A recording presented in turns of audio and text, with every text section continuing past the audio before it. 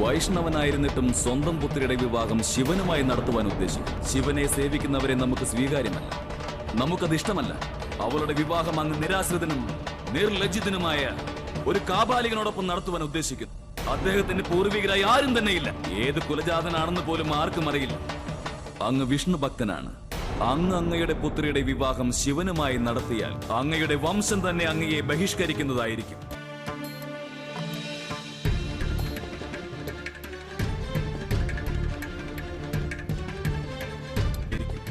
ഇന്ന് അങ്ങയുടെ പുത്രിയുടെ വിവാഹം ആ കാപ്പട്ടിക്കാരനോടൊപ്പം.